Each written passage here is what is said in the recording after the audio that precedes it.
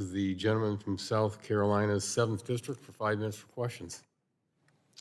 Thank you, Mr. Chairman, and thank you for being here today, sir. I think one of the biggest, most frustrating things that I hear from constituents often is that Washington is so keen on creating rules for the rest of everybody to live under that don't make a lot of sense. And we look at this array of bills that you're testifying about today, that Washington seems to be micromanaging even appliances in people's homes.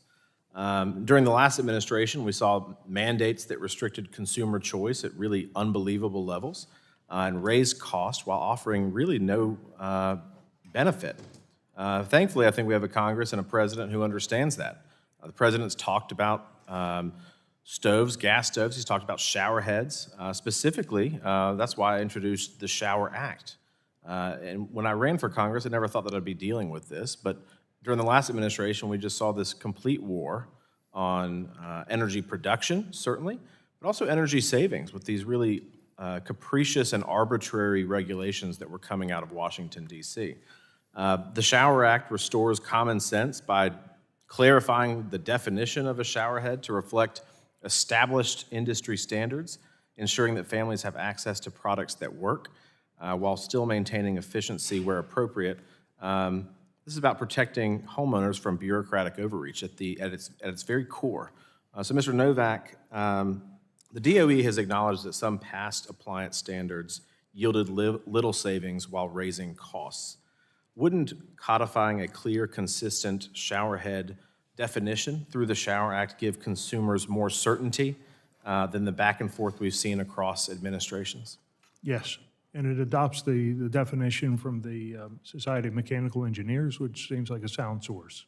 Does this act, and I know you've reviewed it, does this act go in line with what the president's agenda is with his executive order related to shower heads? It does. Okay. DOE is charged with balancing efficiency with consumer affordability and choice. Isn't a statutory fix like the Shower Act a more direct, lower cost way to provide that clarity compared to continual regulatory churn? Yes, I would adopt the definition, and you would have a period where additional rules would be established pursuant to that definition.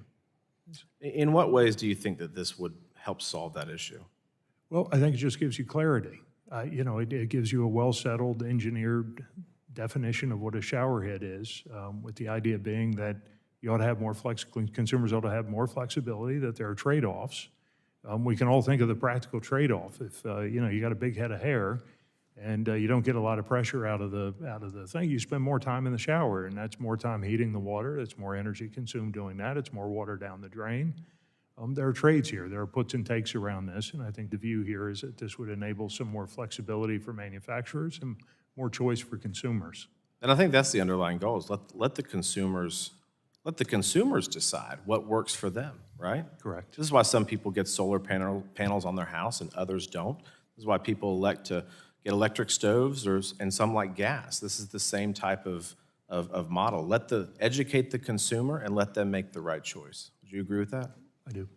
From a regulatory, does regulatory clarity in the industry, knowing that DOE can't redefine common appliances arbitrarily, does that create more space for innovation than maybe small incremental subsidy programs? I think so. The idea here is more flexibility means more innovation. Mr. Novak, there's testimony out there and commentary out there that repeated rounds of appliance standards are now producing diminishing returns. Would you share that sentiment, and how would a statutory definition like in the Shower Act or any of these other bills help manufacturers focus on delivering the features consumers actually want, as opposed to the ever-shifting goalposts coming out of Washington, D.C.? Well, I think the objective, as I understand it, and I appreciate I'm not the drafter of this legislation, I'm just here to testify to it, but I think the intent here is to localize the cost-benefit analysis, to really focus on the consumer and the consumer experience, to make sure you've got a threshold in regard to what energy savings you're chasing. If If it's marginal savings, but you're giving up a lot of utility, that's something that doesn't make a lot of sense.